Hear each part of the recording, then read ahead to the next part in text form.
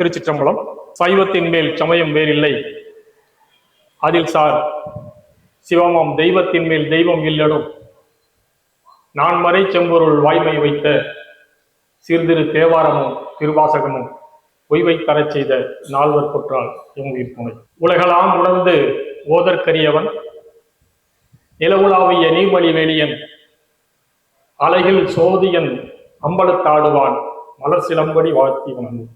அருள்மிகு ஓசை கொடுத்த நாயகி உடனுரை அழகிய திருச்சிற்றம்பலம் உடையான் பொற்பாதங்களை வணங்கி ஞான சம்பந்தரின் குரு பூஜை தினமான இன்று எனக்கு தரப்பட்ட பணியினை மேற்கொள்ள இருக்கிறேன். இந்த நிகழ்விற்கு பின்னணியிலே இருந்து இந்த களத்தை அமைத்து தந்த பன்னிரு திருமுறை வளர்ச்சிக் கழகத்தின் பொறுப்பாளர்களுக்கும் நால்வர் நற்பணி மன்றத்தின் பொறுப்பாளர்களுக்கும் எனது நன்றியையும் அவரது திருவடிகளை சமர்ப்பிக்கின்றேன். இங்கே வருகை தந்திருக்கின்ற எங்களுக்கெல்லாம் ஞான குருவாக இருந்து எங்களை வழிநடத்தி வருகின்ற சிவராசப்பா அவர்களையும் அம்மா அவர்களின் திருவடிகளையும் வணங்கி போற்றி மகிழ்கின்றேன். நெருங்கிய நண்பர்களாக இருந்தாலும் இப்போது இந்த மேடையிலே என்னை நிறுத்தி தரையிலே அமர்ந்து நான் என்ன சொல்ல போகிறேன் என்று அவரோடு காத்திருக்கின்ற நண்பர் குழாத்திற்கும் வருகை தந்திருக்கின்ற அனைத்து மெய்யாளர்களுக்கும் எனது வணக்கத்தை தெரிவித்துக் கொள்கிறேன். மேடை பேச்சு எனக்கு பழக்கமில்லாத ஒன்றுதான். மேடை என்பது மட்டும்தான் எனக்கு பழக்கம். இருப்பினும் என்னை சில காலமாக இந்த மேடையிலே அமர்த்தி அழகு பார்க்கின்ற பன்னிரு திருமுறை வளர்ச்சிக் கழகத்தின் பொறுப்பாளர்களுக்கு எனது நன்றி. இன்றைய ஞான சம்பந்தரின் குரு பூஜை தினமான இன்று தொண்டர் கலை சிறப்ப என்கிற தலைப்பிலே சில செய்திகளை உங்களோடு பகிர்ந்து கொள்ள திருவள்ளுவர் கூட்டியிருக்கிறது. பொதுவாக எழுத்தாளர்களுக்கு ஒரு வித்தியாசமான ஒரு குணமும் உண்டு. என்னன்னா, கதை எழுதுனாங்கன்னா தலைப்புக்கும் கதைக்கும் சம்மந்தமே இருக்காது. அதுபோல இந்த தலைப்பை தந்து விட்டேன். அதன் பிறகு இந்த தலைப்பை பற்றி சில செய்திகளை படிக்கும் போது, சில செய்திகளை கேட்கும் போதுதான் மிகச் சிறப்பான ஒரு தலைப்பாக இது தோன்றியது. இந்த தலைப்பை ஒட்டி நான் படித்த, நான் பார்த்த, நான் புரிந்து கொண்ட அளவிற்கு உள்ள செய்திகளை உங்களோடு பகிர்ந்து கொள்கின்றேன். வழக்கமா எல்லாரும் நோட்ஸ் வச்சுக்கிட்டு பேசுவாங்க. கொஞ்சம் டெக்னிக்கலா லேப்டாப் வச்சுக்கிட்டு பேசிக்கிறேன். லேப்டாப் எனக்கு தெரியும் அப்படின்னு எப்படி காமிக்கிறது, அதுக்காகவே லேப்டாப்.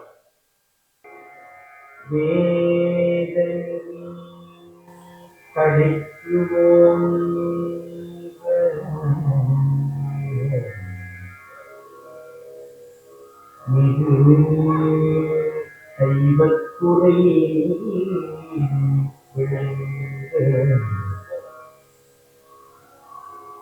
மூத பரம்பரை புரிய புனிதவாய்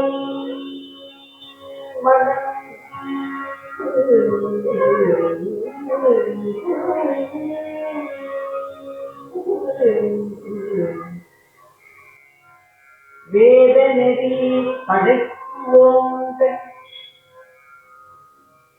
மிகு சைவத்துறை விளங்க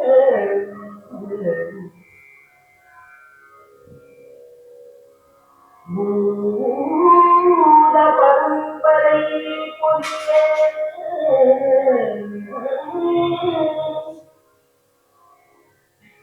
புனிதவாய் மலர்ந்து அழுத வயப்புகை பந்தை பாதமலர்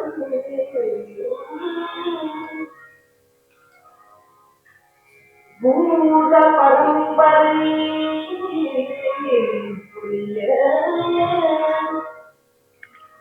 புனிதவாய் மலர்ந்து அழுதவள வயப்புகை ஞான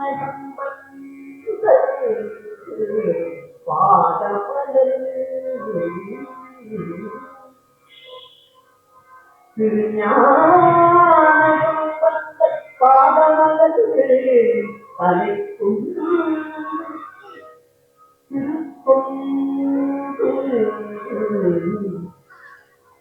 திருஞான சம்பந்த பாதமலர் தலைக்கொண்டு திருக்கொண்டு பரவுவார்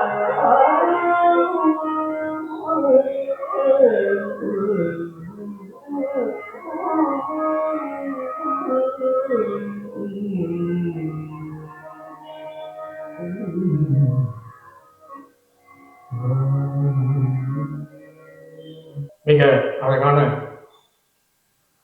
ஒரு பாடல்.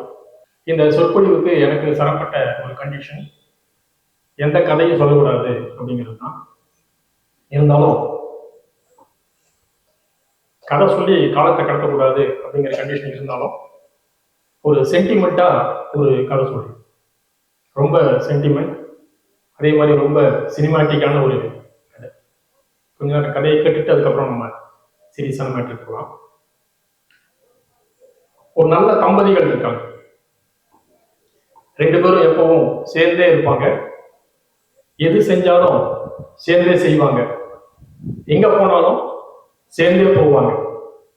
இந்த சாதாரணமா சொல்லுவாங்களே, ஈருடல் ஓர் உயிர் அப்படிங்கிற அளவுக்கு ரெண்டு பேரும் எப்பவும் சேர்ந்தே இருப்பாங்க. ஒருத்தருக்கு ஒருத்தர் மிகுந்த அன்பு செலுத்துறத ரொம்ப பாக்கியமா திகழ்வாங்க. அவங்க ரெண்டு பேருக்கு மட்டும் இல்லை, எல்லா உயிரினத்தும் ரொம்ப அன்பு செலுத்துவாங்க. எது செஞ்சாலும் சேர்த்தே செய்வாங்க. ஆனா ஒரு சூழ்நிலை காரணமாக வேற வழி இல்லாம அவங்களோட குழந்தைய, சின்ன குழந்தை, அந்த குழந்தைய ரொம்ப நாளா குழந்தைக்காக இயங்கிக்கிட்டு இருந்த வேற ஒரு தம்பதிக்கு கொடுக்குறாங்க. தன்னோட குழந்தைக்காக இயங்கி கொண்டிருந்த வேற ஒரு தம்பதி கிட்ட அந்த குழந்தைய கொடுக்குறாங்க. அந்த தம்பதிகளும் அந்த குழந்தைய ரொம்ப நாளா வளர்க்குறாங்க. இந்த தம்பதிகள் நெருங்கின தம்பதிகள் சொன்னாங்க இல்லையா, அந்த தம்பதிகள் ஒரு கோயில்ல இருக்கும்போது ஒரு குழந்தை அழக சத்தம் கேட்கும். இளையராஜா பேக்ரவுண்ட் மியூசிக் போட்டாங்கன்னா சூப்பராக இருந்திருக்கும். அந்த குழந்தையோட சத்தம் அந்த தாய்க்கு ஏதோ கேட்குது, அந்த தகப்பனுக்கும் ஏதோ பண்ணுது. அந்த குழந்தை ஏதோ பசிக்காக அழுது, அது ஒருவேளை நம்மளோட குழந்தையா இருக்கலாம் அப்படின்னு அவங்களுக்கு தோணுது. அந்த தாய் அந்த தகப்பனை பார்க்குறாங்க. அதே மாதிரி அந்த தகப்பன் அந்த தாயை பார்க்குறாங்க. ஓடி வந்து பார்த்தா அவங்க கிட்ட இருந்து வாங்கின குழந்தை அந்த இடத்துல இருக்கு. அந்த குழந்தைக்கு எப்படி பசி இருந்ததுன்னா, அம்மா அப்பான்னு அந்த குழந்தை கத்தும் போது அந்த தாய்க்கு ஒரு தகப்பனுக்கு எப்படி இருந்திருக்கும்னு யோசனை பண்ணிப்பாங்க. உடனே அந்த தாய் அந்த குழந்தைக்கு பால் கொடுக்குறாங்க. அந்த குழந்தைய பசியாக்குறாங்க. நல்ல ஒரு சினிமாவோட உணர்ச்சிகரமான ஒரு சுச்சுவேஷன் உள்ள ஒரு சீன். இப்ப சொல்லுங்க, ஞானசம்பந்தரோட தாய் தந்தை யார்? ஞானசம்பந்தரோட தாய் தந்தை யார்? சொல்லலாம், ஒன்றும் பிரச்சனை இல்லை. சிவபாத இருந்திய பகவதி. ஆனா இந்த கதைப்படி இந்த பெரிய புராணத்தின் சொல்லப்படுகின்ற ஒரு விஷயங்களை பத்தி பார்த்தா அவங்க வந்து இரண்டாவது பெற்றோர்கள். உண்மையான அவர்களுக்கு ஞானசம்பந்தரோட பெற்றோர்கள் யாரு? அம்மையர். இப்ப அந்த குழந்தை அந்த சொன்ன சினிமாட்டிக் ஒரு தீம் கூட நம்ம அதை கம்பேர் பண்ணி பார்த்தோம்னு வச்சுக்கோங்களேன். சிவபாத இருதயர் அந்த குழந்தையை கூப்பிட்டு வந்து குளக்கரையில விட்டுட்டு அவர் குளத்துல இறங்குறாரு அவரோட பணியை செய்யறதுக்காக. அந்த குழந்தை அழுகிறது. எந்த தாய்க்கு தன் குழந்தை சத்தம் உடனே கேட்டிருக்கு? அம்பாளுக்கு கேட்டிருக்கு. உடனே அம்பாளும் ஐயனும் விடைமேல் ஏறி வந்து ஞானப்பாலை சுரந்து அந்த குழந்தைக்கு ஊட்டி விட்டார். அந்த குழந்தை அந்த பாலை அருந்தியதும் ஞான குழந்தையாக மாறிவிட்டார். அம்மையப்பரே உலகுக்கு அம்மையும் அப்பனும் இந்த திருக்கழுற்றிப்படியால முதல் பாடலே அதுதான். ஸோ நமக்கு எல்லாருக்குமே முதல் தாய் தந்தை அப்படின்னா அம்மையப்பர் தான். பெரிய புராணத்துல சேக்கிழாரும் சம்பந்தர நிறைய இடத்துல சிவபெருமானின் புதல்வர் அப்படின்னு சொல்லியிருக்காரு. ஞான சம்பந்தரை வானவர் நாயகர் மகனார் அப்படின்னு சொல்லியிருக்காரு. வானவர் நாயகர் யார்? சிவபெருமான், அவரோட மகனார் அப்படின்னு சொல்லியிருக்காரு. புறமரித்தார் திருமகனார் அப்படின்னு சொல்றாரு. புறமரித்தவர் யாரு? சிவபெருமான். அதே போல அருணகிரிநாதரும் திருஞான சம்பந்தரை முருகனோட உருவகப்படுத்தி சொல்றாங்க. திருப்புகழ்ல என் பந்த அப்படிங்கிற ஆரம்பிக்கிற ஒரு பாடல்ல கடைசி வரி, தம்மந்தம் தவம் நோற்பவர் குறைதீர சம்பந்தன் என தமிழ் நோக்கிய பெருமாளே. முருகனை பத்தி தான் பாடுறாங்க. ஆனாலும் முருகனை ஞான சம்பந்தராக உருவகப்படுத்தி தம் பந்தங்களை எல்லாம் அறுப்பதற்காக தவம் செய்பவர்களுக்கு குறை தீர்ப்பதற்காக சம்பந்தனாக உருவெடுத்து வந்தவர் அப்படின்னு சொல்றார். அதே போல நமக்கு அருகிலே இருந்த வள்ளலார் ஞான சம்பந்தரை தனது குருவாக ஏற்றுக்கொண்டு கடைசி வரை வாழ்ந்தவர்கள், அவரை குருவாக வரித்துக் கொண்டவர்கள். அவரோட பல பாடல்கள்ல ஞான சம்பந்தரை முருகனாக உருவப்படுத்தி பாடுறார். அவர் அருளிய முருகனை பற்றிய ஒரு அழகான கும்பி பாடல் இருக்கு, சண்முக கும்பி அப்படின்னு பேரு. அது சண்முகனை பற்றிய பாடல், அதாவது முருகனை பற்றிய பாடல். அந்த பாடல்ல வர்ற வழி, சைவம் தழை தாண்டி ஞான சம்பந்த பேர் கொண்டு அழைத்தாண்டி பொய் வந்த உள்ளத்தில் போகாண்டி அந்த புண்ணியன் பொன்னடி போற்றுங்கடி. இதுக்கு ஒரு விளக்கம் தேவையில்லை, சாதாரண மகளிர் பூமி அடித்து பாடக்கூடிய ஒரு பாடல். அதிலே அழகாக ஞான சம்பந்தரை உருவகப்படுத்தி சைவம் தழை தாண்டி ஞான சம்பந்த பேர் கொண்டு எழுத்தான் என்று சொல்கிறார். அதே போல அம்மையப்பர் முதல் பெற்றோர் சொல்லியாச்சு. அதே மாதிரி இரண்டாவது பெற்றோர் சிவபாத இருதயரும் பகவதி அம்மையாரும் சொல்லியாச்சு. அவங்களுக்கு மூன்றாவது தாய் ஒருத்தவங்க இருக்காங்க. ஞான சம்பந்தருக்கு மூன்றாவது தாய் யாரு? மங்கையர்க்கரசி. திருக்கற்றுப்படியால 54வது பாட்டு எப்படி சொல்லுது? சுரந்த திருமுலைக்கே துய்ய திருஞானம் சுரந்துண்டார் பிள்ளை என சொல்ல சுரந்த தனமுடையாள் தென்பாண்டி மாதேவி தாழ்ந்த மனமுடையாள் கண்டிருந்தவாறு. சுரந்த திருமுலைக்கே துய்ய திருஞானம் சுரந்துண்டார் பிள்ளை என சொல்ல. திருமுலைப்பால் அருந்தி சம்பந்தர் ஞானம் பெற்றார் அப்படின்னு கேட்ட உடனேவே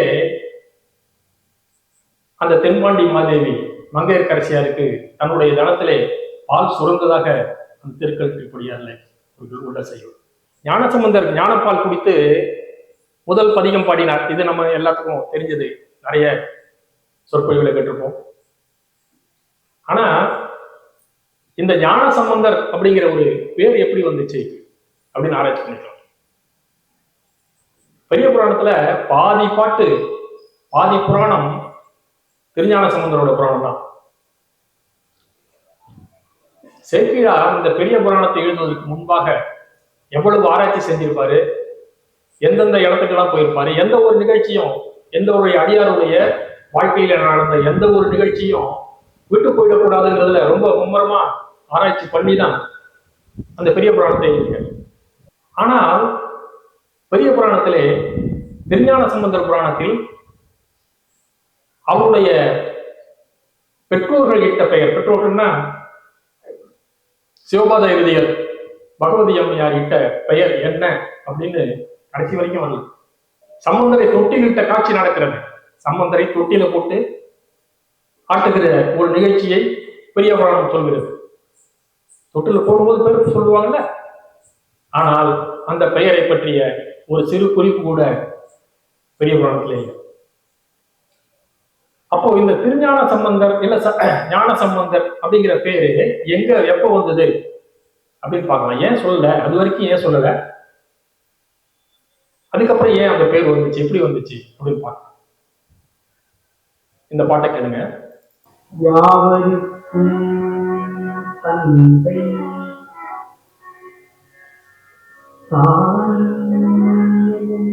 இவர் இப்படி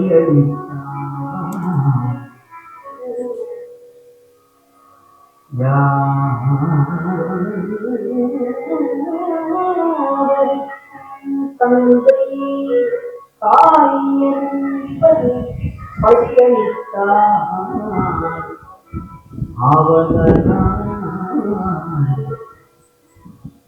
ஆண்டைய பிள்ளையாராய் அகில தேவருக்கும் முனிவருக்கும் பெரிய பொருளார் தாவியில் பணி சிவஞான சம்பந்தராயினார்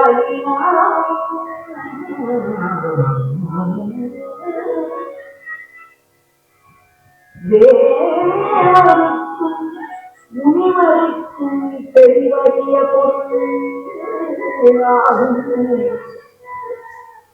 தாவியில் பணி சிவஞான சம்பந்தராயினார்.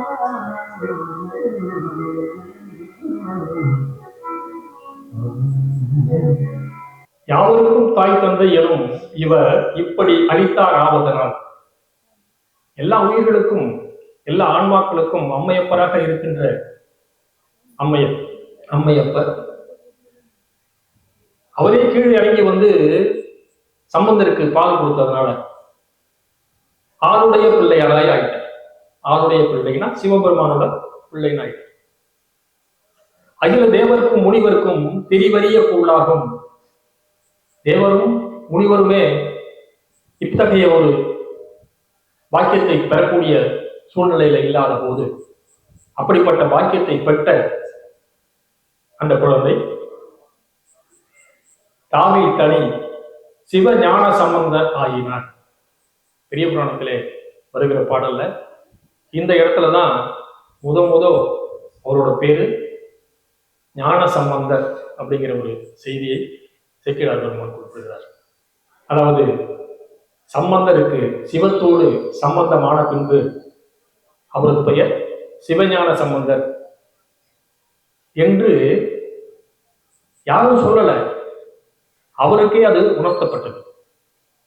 அதனாலதான் அவரோட முதல் பாட்டிலேயே கடைசி கடைக்காப்புல அவரை ஞான சம்பந்தன் அப்படின்னு சொல்லிக்கிறார்.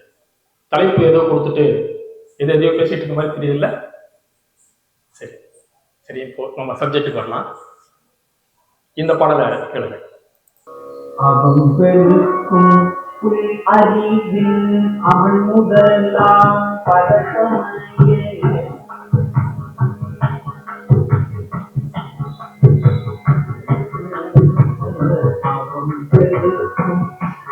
அறிவில் அவள் முதலாம் பழக்கமையே குறைந்தீர்கள் வாழ்வடமை குறைந்தீர்கள்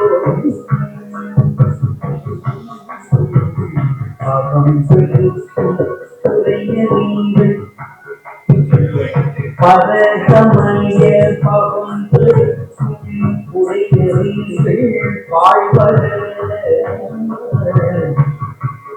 நல்லே மூடிதோறும் அவர்களுக்கும் கண்களே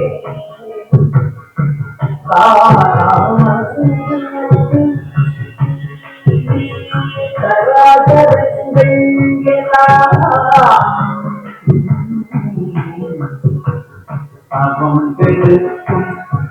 கண்பணியே காவும் கராதம்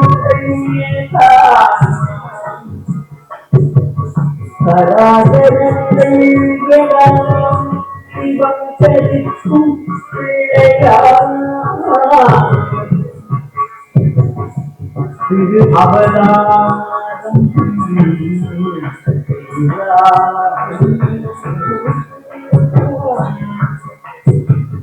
இதுல இருக்கிற கடைசி 2 வரி தான் என்னுடைய சொற்பொழிவுக்கு இதுல பேஸ் பாயிண்ட். சிவம் பெருக்கும் பிள்ளையார் திரு அவதாரம் செய்தார்.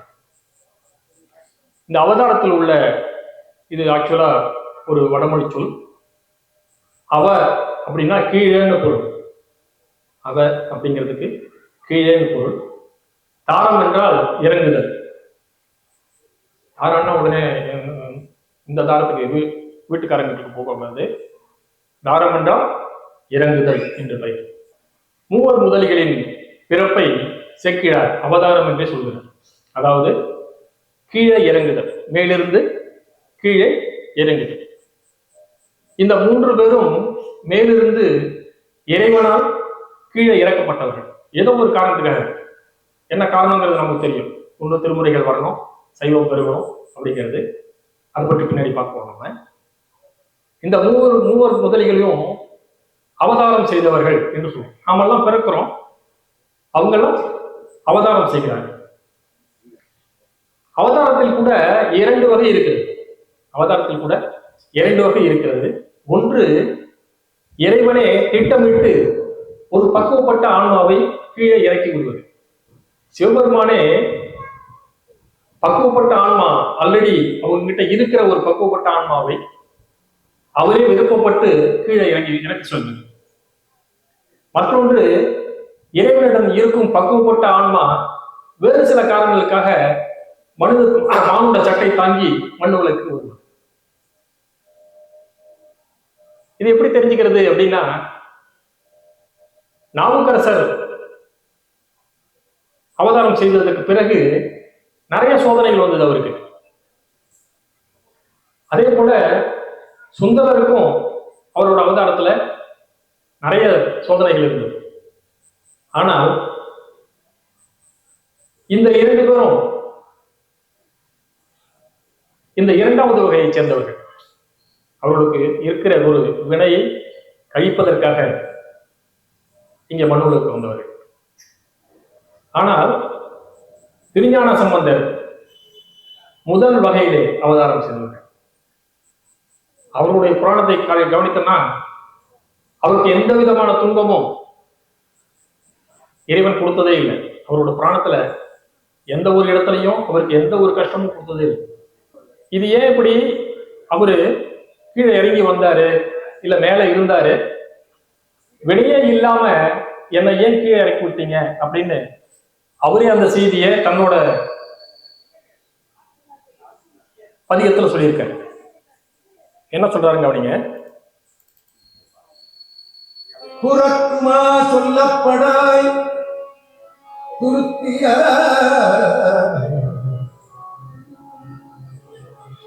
புறக்குமா சொல்லப்படாய் துருத்தியாய் திருந்தடி திருந்தடி துருத்தியாய் திருந்தடி மறக்குமாறு இல்லாத என்னை திருந்தடி மறக்குமாறு இல்லாத என்னை மையம் செய்து இம்மண்ணின் மேல் பிறக்குமாறு காட்டினாய். புறக்குமா சொல்லப்படாய் துருத்தியாய் திருந்தடி மறக்குமாறு இல்லாது மையல் செய்து என்னை மண்ணில் மேறு பிறக்குமாறு காட்டினான். அவரோட திருவடியில எந்நேரமும் புரியாமல் அங்கே இருந்து பழக்கப்பட்ட என்ன ஏதேதோ சொல்லி மையல்னா மயக்கம் உண்டு பண்ணி என்னை கீழே அடிச்சுட்ட அப்படின்னு சொல்றாரு. இப்போ இறைவன் என்ன காரணத்துக்காக திருஞான சம்பந்தரை இந்த உலகத்திலே பிறக்க வைத்தார்? அவருடைய அவதாரத்திற்கான காரணம் என்ன அப்படின்னு பார்ப்போம். இந்த அவதாரத்துக்கான காரணம் 1, 2 இல்ல 26 காரணம் பெரிய புராணத்திலே காட்டப்படுகிறது. சம்பந்தர் இந்த மண் உலகுக்கு ஏன் வந்தார் அப்படின்னு 26 காரணம் காட்டப்படுகிறது. இதுல திருஞான சம்பந்தர் புராணத்தின் முதல் பாடல் எல்லாருக்கும் தெரிந்த பாடல், வேதநெறி தழைத்தோங்க மிகு செய்வ துறை வழங்க பூத பரம்பரை கூடிய. இதுலயே 3 செய்தி வந்துச்சு. வேதநெறி தழைத்தோங்க, மிகு செய்வ துறை வழங்க, பூத பரம்பரை கூடிய. இது மாதிரி அடுத்தடுத்த பாடல்களையும் முன்னாடி இருக்கிற பாடல்களையும் நிறைய காரணங்களை சொல்றாரு. அப்படி சொல்கின்ற ஒரு காரணம் தான் இப்போ நம்மளோட சொற்பொழிக்குள்ள இந்த பாடலை கவனிங்க. தொண்டர் மனம் களி சிறப்ப அப்படிங்கிற பாடல். தொண்டர் மனம் களி சிறப்ப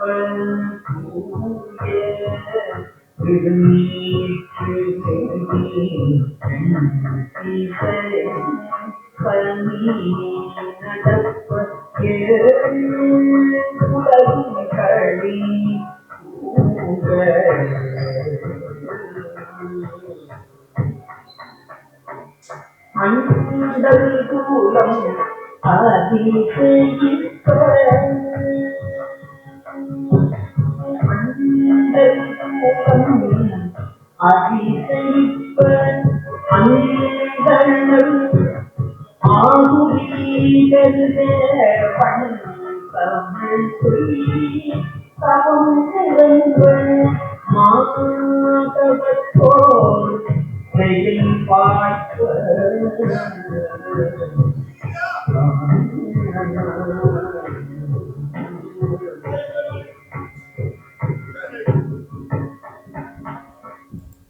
இந்த பாடல்ல முதல் வரி தொண்டர் மனம் களி சிறப்ப, அது ஒரு காரணம். தூய திருநீற்று நெறி எண்டி செய்யும் தனி நடப்ப, அது ஒரு காரணம். 7 உலகம் குளிர் தூங்க, அது ஒரு காரணம். அண்டர்குளம் அதிசயப்ப, அந்தனர் ஆகுதி பெருக, வன் தமிழ் செய்தவம் நிரம்ப, மாதவத்தோர் செயல் வாய்ப்பார். இந்த ஒரு செய்யுள்ள மட்டும் 7 காரணங்கள் சொல்லப்பட்டிருக்கு. இது போல ஞானசம்பந்தர் இந்த மண்ணுலகுக்கு வந்தக்கூடிய அந்த அவதாரத்திற்குரிய காரணம் 26 காரணங்கள் சொல்லப்படுகின்றன. அதுல நாம் எடுத்துக்கொண்ட ஒரு தலைப்பு தொண்டர் மனம் களி சிறப்பு. இந்த தொண்டர் அப்படின்னா என்ன, யாரு அப்படின்னு பார்ப்போம். முதல்ல எல்லாருமே இப்போ தொண்டர்கள் தான் சொல்லிக்கிறாங்க. ஒரு கட்சியின் தொண்டர்கள் கூட தொண்டர் தான் சொல்றாங்க. ஆன்மீக வாழ்வில் இருப்பவர்கள் அவங்களும் தொண்டர்கள் தான் சொல்லிக்கிறாங்க. ஸோ தொண்டர்கள் எப்படி இருக்கணும் அப்படிங்கிறதுக்கு பத்தராய் பணிவார்கள் புராணத்துல ஒரு செய்யுள் இருக்கு. நின்றாலும் இருந்தாலும் கிடந்தாலும் நடந்தாலும் மென்றாலும் துயின்றாலும் விழித்தாலும் இமைத்தாலும் மன்றாடும் மலர்பாதம் ஒரு காலம் மறவாமை குன்றாத உணர்வுடையார் தொண்டராம் குணம் மிக்கார். செயலுக்கு அதிக விளக்கம் ஒன்றும் தேவை இருக்காது. நின்றாலும் இருந்தாலும் கிடந்தாலும் நடந்தாலும் மென்றாலும் துயின்றாலும் விழித்தாலும் இமைத்தாலும் மன்றாடும் மலர்பாதம் ஒரு காலம் மறவாமை குன்றாத உணர்வுடையார் தொண்டராம் குணம் மிக்க. ஒரு தொண்டர்கள் எப்படி இருக்கணும் அப்படிங்கிறது, தொண்டர்கள் தம்முடைய வாழ்க்கையிலே கொண்ட கொள்கையிலே எப்பவும் அதிலிருந்து பிறழாது அதே கொள்கையில நிற்கிறவங்க. என்ன ஒரு தடை வந்தாலும் தயங்காது சிவத்திற்காக எதையும் செய்பவர்கள், எதற்கும் கலங்காமல் இறைவனை வணங்குவதில் நிலை மாறாமல் இருப்பவர்கள். தொண்டர்கள் மனம் களி சிறப்ப அப்படின்னா, தொண்டர்கள் மனம் கரெக்ட், களி சிறப்ப அப்படின்னா அர்த்தம் அவங்களுக்கு மகிழ்ச்சி ஏற்பட கரெக்ட். ஆனால் அந்த மகிழ்ச்சி ஏற்படுவதற்கு ஞானசம்பந்தர் போன்ற ஒருவர் மண் உலகுக்கு வர வேணுமா அப்படின்னா என்ன அர்த்தம்? இந்த தொண்டர்கள், சிவ தொண்டர்களோட மனம் ஏதோ ஒரு வகையில ரொம்ப व्यसனப்பட்டு போகுது, ரொம்ப குன்றி போயிடுது. அதை சரி செய்வதற்காக இந்த மண்ணிற்கு வந்தவர் அப்படின்னு சொல்றாங்க. அது என்னவா இருக்கும்? அப்போ அவர்களது மனம் ஏதோ ஒரு செயலினால், அவங்களோட செயல் இல்ல மற்றவர்களோட செயலினால மனம் குன்றி போய்விட்டால் அதிலிருந்து அவர்களை மீட்டெடுக்க, மீட்டுருவம் செய்ய ஒருவர் தேவைப்படுகிறார். அந்த ஒருவர் தான் திருஞான சம்பந்தர். அப்படி என்ன செயல் அவங்களுக்கு ஒரு மனக்கலக்கத்தை ஏற்படுத்தி இருக்கும் அப்படின்னு பார்ப்போம். நம்ம ஆல்ரெடி சொல்லிட்டோம், தொண்டர்கள்லாம் தனக்கென வாழாதவர்கள் அப்படின்னு சொல்லிட்டோம். அதனால அவங்களுக்கு ஏதாவது நஷ்டம் வந்தது, இல்ல சொத்து தனியா போயிட்டு, ஏதோ ஒரு வாழ்க்கையில ஒரு சோகம் வந்தது அப்படிங்கிறதுக்காக கலங்காதவர்கள் தான் அவங்க. ஆனால் தாம் கொண்ட கொள்கைனா சிவனை பற்றுவது, அந்த கொள்கையில, சிவ கொள்கையில, சைவம் சார்ந்த கொள்கைக்கு ஏதாவது ஒரு களங்கம் வந்தது, இல்ல ஒரு கலக்கம் வந்தது என்றால் அதனை தாங்கிக் கொள்ள முடியலையா? அவங்க மேல பேரிடி விழுந்தா கூட பாஞ்சுக்குவாங்க. ஆனா அவங்களோட கொள்கைக்கு பங்கம் நேரும் போது அவர்களது மனம் கலக்கம் அடைகிறது, கன்றி விடுகிறது. உதாரணத்துக்கு நம்ம சண்டிகேஸ்வரர் புராணம் தெரியும். நமக்கு பசுவை நான் ஓட்டிட்டு போய் மேய்க்கிறேன் அப்படின்னு பொறுப்பெடுத்துக்கிட்டு அந்த சண்டிகேஸ்வரர் அந்த பசுக்களை மேய்த்துக் கொண்டிருக்கிறார். மணலால சிவலிங்கம் செய்கிறார். அதற்கு பால் அந்த பசுக்களிடம் தானாக கிடைக்கிறது. அந்த பசுக்களிலிருந்து கிடைக்கிற பாலை மணலால் செய்யப்பட்ட சிவலிங்கத்துக்கு அபிஷேகம் செய்து வழிபடுகிறார். இது அவங்களுக்கு எல்லாம் தெரிய வருது. அவங்க அப்பா கிட்ட அது ஒரு கம்ப்ளைண்டா போகுது, இந்த மாதிரி பால் எல்லாம் வீணாக்குறாங்க அப்படின்னு அவருக்கு கோபம் வந்துச்சு. அவர் போய் பார்க்கிறாரு. அந்த சூழ்நிலையில சண்டிகேஸ்வரர் பாலை ஊற்றி அங்கே அபிஷேகம் செய்து கொண்டிருக்கிறார். அதை பார்த்த உடனே இவருக்கு நிறைய கோபம் வந்துச்சு. அங்க சண்டிகேஸ்வரரை போய் சண்டிகேஸ்வரருக்கு தீங்கு செய்கிறார். அவருடைய திருமுதுகிலே குச்சியால் அடிக்கிறாரு, அவரை திட்டுகிறார். இதெல்லாம் நடக்கிறது எதுவுமே அவருக்கு தெரியல. அவர் சிவ பூஜைகள் இருக்கிறார். ஆனால் எப்போ தன்னுடைய தகப்பனாக இருந்தாலும் அந்த சிவ பூஜைக்கு தீங்கு செய்யும் போது அந்த இச்சைதத்தர் என்ன செஞ்சாரு? இவன் இவ்வளவு அடித்தும் துன்புறுத்தியும் அதை பற்றி கவலைப்படாம சிவ பூஜை செஞ்சுக்கிட்டு இருக்கானுங்கிற கோபத்துல அங்க இருக்கிற அந்த சிவலிங்கத்தை எட்டி உதைக்கிறார். அப்பதான் அவருக்கு தான் மேல விழுந்த அடியெல்லாம் தெரியல, அப்போ அது எந்த உணர்வும் இல்லை. ஆனால் அந்த சிவலிங்கத்திற்கு ஒரு கலக்கம் வருகிறது. அந்த சமயத்துல அங்க கீழே இருந்த ஒரு குச்சி எடுத்து அவர் காலை வெட்டுகிறார். அது மழுவகமாய் அவர் கால் சிதைந்து விடுகிறார். அந்த சிவ பூஜைக்கு முன்னாடி வரைக்கும் என்ன நடந்ததுன்னு தெரியாது. அந்த செயல் அவர்களுக்கு நினைவில்லை. அதிலே அவர்களுடைய கவனம் செல்லவில்லை. ஆனா எப்போ அவருக்கு கோபம் வந்தது, எப்போ அவரோட மனம் சிலக்கியம் அடைஞ்சது, எப்போ அவருடைய மனம் குன்றி போனது அப்படின்னா அந்த சிவலிங்கத்தை எட்டி உதைத்தார் இல்லையா, அப்பதான் குறைஞ்சு போய். அதுபோல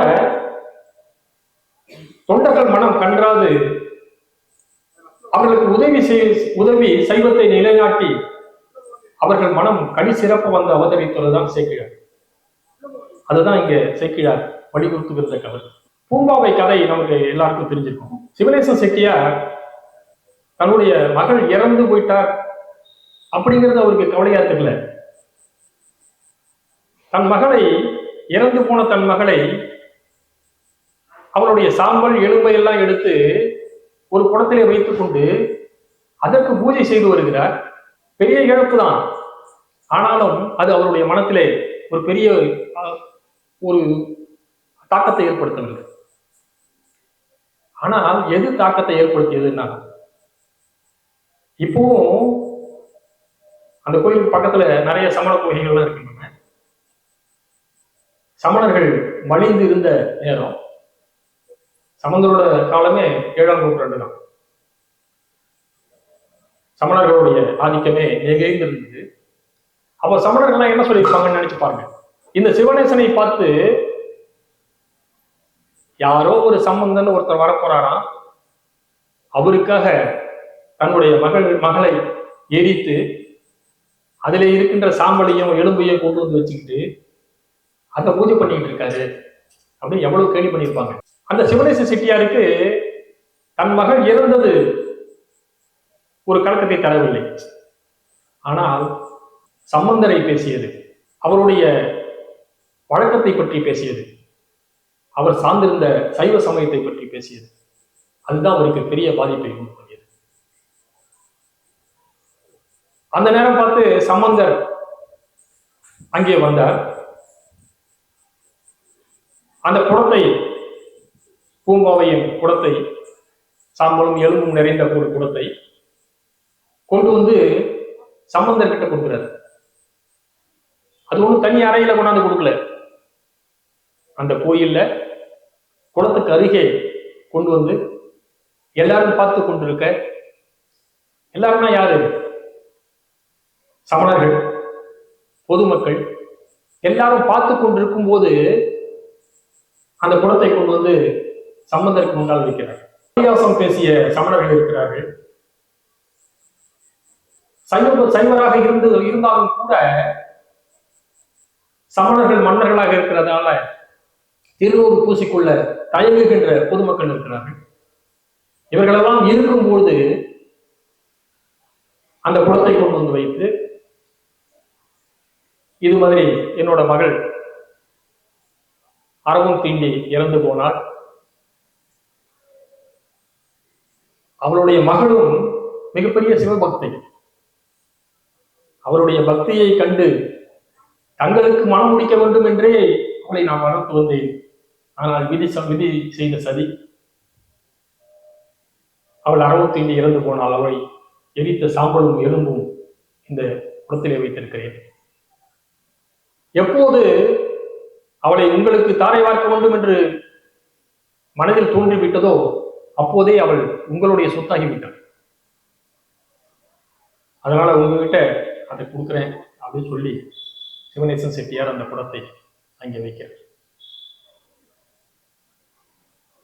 அவருடைய நம்பிக்கைக்கு இப்போ ஒரு கேள்வி. சிவபெருமான் எல்லாத்தையும் பார்த்துக்குவாரு அப்படிங்கிற ஒரு நம்பிக்கைக்கு ஒரு கேள்வி. சோ சம்பந்தர் அந்த இடத்துல ஒரு பதிகத்தை பாடுகிறார். ஆனால் அந்த பதிகத்திலே இது மாதிரி இந்த குளத்துல இருக்கிற பெண்ணை நீங்க எழுப்பி கொடுங்க அப்படிங்கிற ஒரு கோரிக்கையும் இல்லை. என்ன சொல்லி பாடுகிறார்? ஒவ்வொரு விழாவாக சொல்லி பாடுகிறார். இந்த குளத்தை கொண்டு வந்து வச்ச உடனே அங்க இருக்கிற பொதுமக்களும் சமணர்களும் என்னதான் நடக்குது அப்படின்னு பார்ப்போம்னு ரொம்ப வெயிட் பண்ணிட்டு இருக்காங்க. பெரிய புராண பாடல் எப்படி சொல்லுதுன்னு பாருங்க. மாடம் ஓங்கிய மயிலை மா நகருடார் மற்றும் நாடு வாழ்பவர் நன்றியில் சமைத்துள்ளோர் மாடு சூழ்ந்து காண்பதற்கு வந்தெய்தியே மணிய நீடு தேவர்கள் ஏழோ விசும்பிடை நெருங்க. மாடம் ஓங்கிய மயிலை மாநகர், மயிலை மாநகரத்தில் இருக்கிறவங்கலாம் நாடு வாழ்பவர், அங்கே வாழ்பவர்கள் எல்லாம் நன்றியில் சமைத்துள்ளோர். நன்றியில் சமைத்துனா நன்றி இல்லாத சமணர்கள். ஏன் நன்றி இல்லாத சமணர்கள் சொன்னார்கள்னா, தங்களை படைத்த கடவுளையே கடவுள் இல்லைன்னு தான் சொல்லிட்டு இருக்காங்க. அப்போ நன்றி இல்லை தானே. சோ நன்றி இல்லாத சமணர்கள் இவங்க எல்லாம் கூடியிருந்தாங்க. அவங்க எல்லாம் கூடி இருக்கும்போது சம்பந்தர் அங்கே பிரசவமாகிறார். அவங்க சூழ நின்று இந்த காட்சி எப்படி பார்த்திருப்பாங்கன்னு பாருங்க. என்னதான் நடக்குதுன்னு பார்ப்போம் அப்படின்னு சமணர்களை பொறுத்த வரைக்கும் அது கிண்டலும் கேலியும். அதுல ஏதாவது பிறழ்வு நடந்ததுன்னா அவங்க சமயத்துக்கு இன்னும் அதிகமா சப்போர்ட் கூடியிருக்கும். ஆனால் சம்பந்தரும் என்னோட ஆற்றலால, சிவபெருமானோட ஆற்றலால இந்த பெண்ணை எழுப்புகிறேன்னு சொல்லவே இல்லை. இந்த பாட்டை கவனிங்க. மட்டிட்ட புன்னையும் காதல் மடமயிலே மட்டிட்ட புன்னையும் காதல் மடமயிலே மட்டிட்ட புன்னையும் மடமயிலை மட்டிட்ட புன்னையும் காணல் மடமயிலை கட்டிட்ட புண்டான் மட்டிட்ட புன்னையும் காணல் மடமயிலை கட்டிட்ட புண்டான் கட்டிட்ட புண்டான் கவாலி மட்டிட்ட புன்னையும் மடமயிலை கட்டிட்ட புண்டான் கவாலி சரணம் அமர்ந்தான்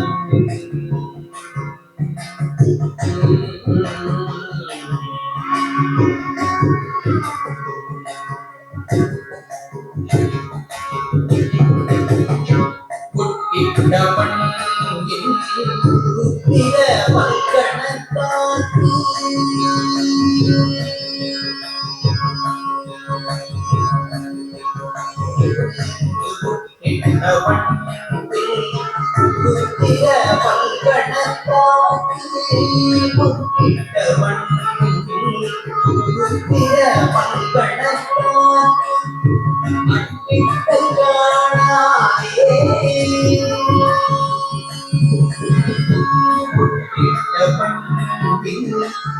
பிற வல்கணத்தாக்கு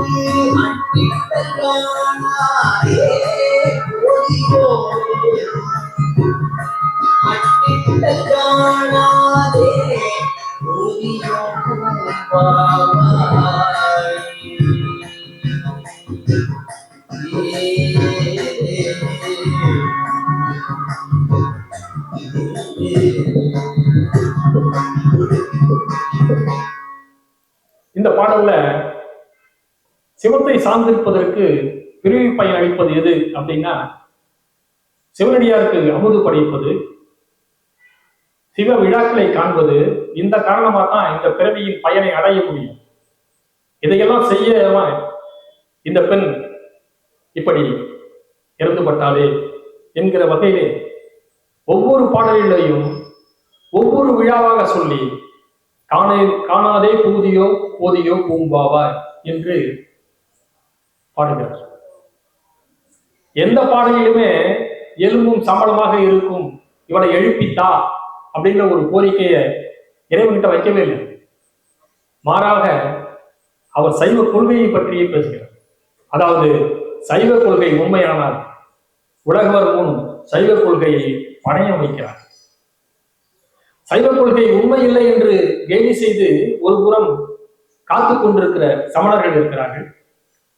இன்னும் ஒரு புறம் சைவ கொள்கையை உண்மை என்று காத்திருப்பவர் செட்டியார். அந்த கொள்கையை இங்கே பணையம் வைத்து அற்புதம் நிகழ்த்த முயல்கிறார் சம்பந்தர். எப்படி இருக்கும் அந்த கூட்டத்தின் நிலைமை? எல்லாரும் மூச்சு முட்ட காத்துக்கொண்டே இருக்கிறார்கள்.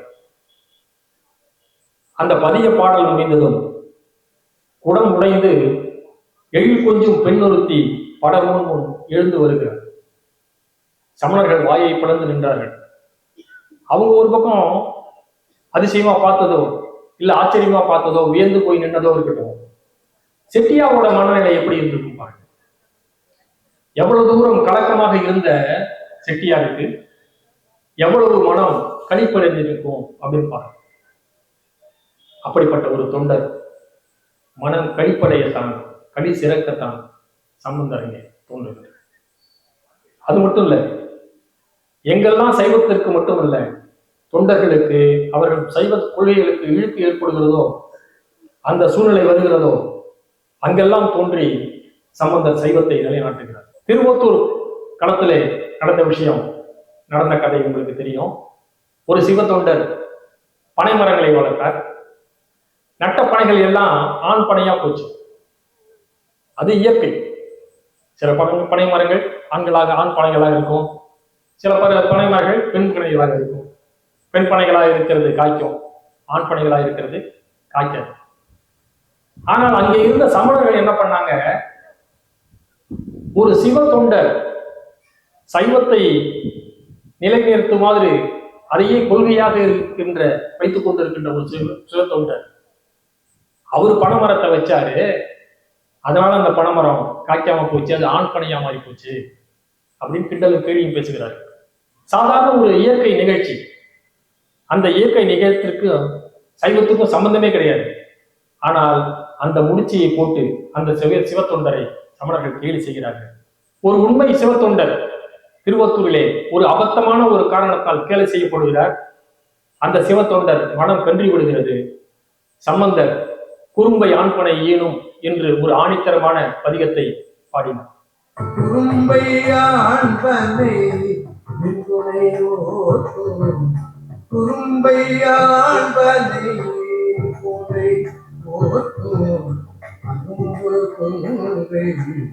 அடிகடை அரும்பு கொன்றை அடிகடை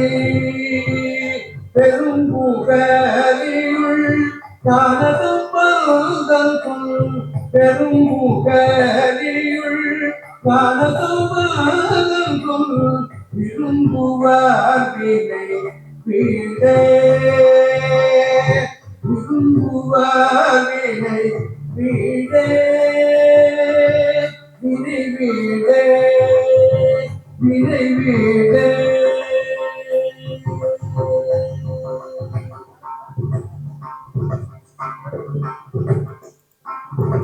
அந்த பதிகத்தினால அந்த ஆண்பனை குலைகின்றது. கன்றிய அந்த தொண்டர் மனம் களி சேர்ந்தது. மதுரையில அரசன் சமண சார்பில் இருந்ததால அதை சார்ந்து நின்ற சமணர்கள் சைவத்தை ஒடுக்கினார். மன்னர்கள் எந்த வழியோ மக்களும் அதே வழியில தான் இருப்பாங்க. நாட்டு மந்த கூட்டம் சொல்லுவாங்க இல்லையா, அது போல மக்களுக்கு மட்டும் இல்ல, அந்த நாட்டின் அரசியும் அமைச்சருமே தங்களுடைய சைவ தோற்றத்தை வெளியே காட்டிக்கொள்ள முடியும். அதனாலேயே மங்கையர்க்கரசி திருநீறு பூசுவதற்கு மறைவாக திருநூறு பூச வேண்டிய ஒரு சூழ்நிலை இருந்தது. சம்பந்தர் அங்க போய் அனல்வாதம் புனர்வாதம் இந்த கதையெல்லாம் நமக்கு ஆல்ரெடி தெரியும். சைவத்தை நிலைநாட்டுகின்றார். மிகப்பெரிய சைவ தொண்டராக இருந்த மங்கையர்க்கரசியாரும் அவருடைய மனம் மிகவும் மகிழ்ச்சியிலே வருகிறது. அதே போல திருப்பாச்சிலாத்திரமத்துல கொல்லிமழவன் மகள் முயலகன் நோயினால பாதிக்கப்பட்டிருந்தது. அது அறிந்து அது தெரிஞ்சுக்கிட்டு சம்பந்தர் துணிவலர் திங்கள் அப்படிங்கிற ஒரு பதிகத்தை பாடி அதனையும் நோயை நீக்குகின்றார். திருமருகளில் பாம்பு தீண்டி இறந்த ஒரு மனிதனை திருமருகள் பெருமானை வேண்டி சடையா ஏனும்மாள் எனும் பதிகம் பாடி உயிர்த்தெழ செய்கிறார். என்றும் மாறாமல் சைவ கொள்கையை கடைபிடிக்கும் தொண்டர்கள் அக்கொள்கைக்கு ஊறு நேரும் போது வாடி விடாமல், இப்போ பார்த்த நிகழ்ச்சியில இருக்கிற தொண்டர்கள் எல்லாமே அவருடைய சைவத்தை விட்டு ஏதோ நிகழ்ந்ததுன்னு சைவத்தை விட்டு வேற வாதத்துக்கு போயிருக்கு. சமணம் சார்ந்தில்லை, அவங்க கொள்கையிலேயே அவங்க பிடிப்பா இருந்தாங்க. அப்படி அவர்கள் இருந்தபோது அவர்களுடைய மனக்கலக்கத்தை போக்குவதற்காக சம்பந்தர் இங்கே அவதரித்தார் என்று செக்கிழார் இந்த தொண்டர் மனம் களி சிறப்ப என்கிற ஒரு காரணத்தை சொல்லி நிறுவுகிறார்.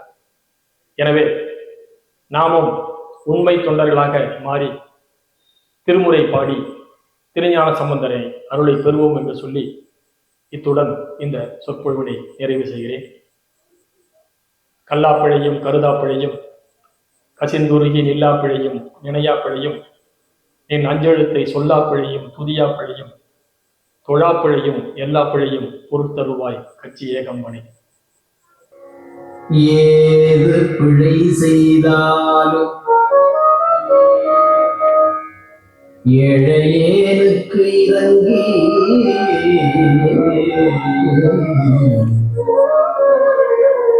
தீது புரியாத தெய்வமே நீ தழைக்கின்ற போரும் தனிமுதலே நீதி தழைக்கின்ற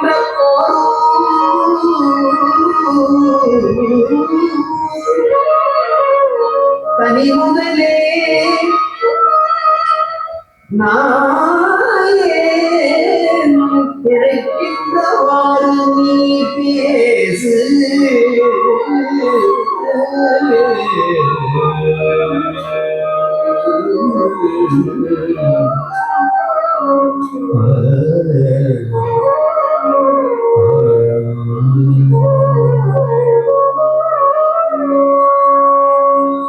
இருந்து கேட்ட அனைத்து மெய்யன்பர்கள் திருவடிகளுக்கும் வணங்கி விடைபெறுகிறேன். நன்றி, வணக்கம்.